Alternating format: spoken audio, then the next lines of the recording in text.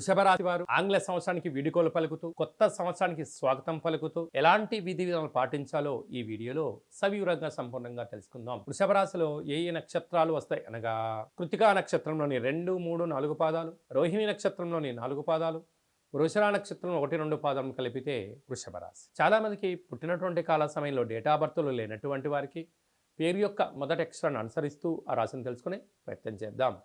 ఈ ఊ ఏ ఓ వా వి ఉ వే ఓ అక్షరాల వారందరూ కూడా వృషభ రాశి జాతకులే.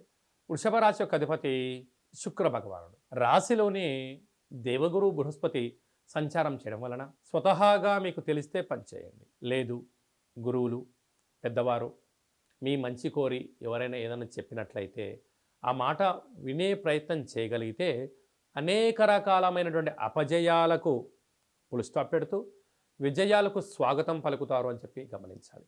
అలాగనే తృతీయంలో కుజుడు సంచారం చేయడం వలన వీలైనంత తల్లిదండ్రులతో, గురువులతో, అన్నదమ్ములతో, అక్కాచెల్లెలతో, పార్ట్నర్షిప్ వ్యవహార కార్యక్రమాలతో, బంధుమిత్రులు, స్నేహితులతో ప్రేమతత్వంగా ఉండే ప్రయత్నం చేయండి.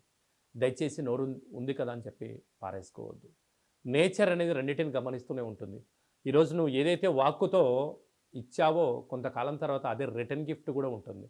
కనుక వృషభ రాశి వారి జాతకులు చాలా నోటిని అదుపులో ఉంచుకోవాలి అని చెప్పి మనకు జ్యోతిర్విజ్ఞానం తెలియజేస్తుంది.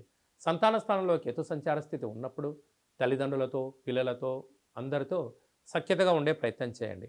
సప్తమంలో బుధుడు, మీకు మంచి ఆలోచనలు ఉన్నాయి, మంచి ధన సంపాదనకు వచ్చేటువంటి సమయం ఆసన్నమైంది, కానీ ఓపికగా పట్టుదలగా ఉండండి. అలాగనే అష్టమంలో రవి, మీ ఈ సంవత్సరంలో చివరి అమావాస్య, చివరి ఆదివారము, చివరి మంగళవారం సందర్భంగా దూర వాయు జల ప్రయాణాలు పెట్టుకోవద్దు. దయచేసి ప్రమాదాలు పొంచి ఉన్నాయి, తస్మాత్ జాగ్రత్త. అలాగా ఈ గ్రహ సంచార స్థితి ఇలా ఉన్నప్పుడు ఈ సంవత్సరం వెళ్ళిపోతున్నప్పుడు విందులని, వినోదాలని, తీర్థయాత్రలని, ఆధ్యాత్మిక విహార యాత్రలని చేయకపోవడమే ఉత్తమోత్తమం.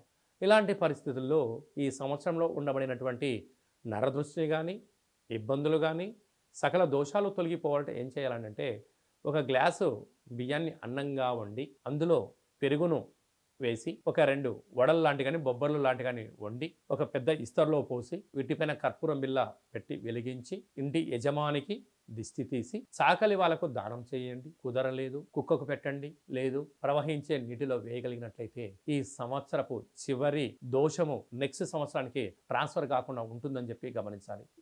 మాకు కుదరలేదు అనుకుంటున్న వారందరూ ఈ కింది నెంబర్ సంప్రదించినట్లయితే మీకు వాట్సాప్ కాళ్ళ ద్వారా పూజా కార్యక్రమాన్ని చేయించి మిమ్మల్ని ఉన్నతమైన భవిష్యత్తుకు స్వాగతం పలకడానికి ఏర్పాటు చేయడం జరుగుతుందని చెప్పి కూడా గమనించాలి.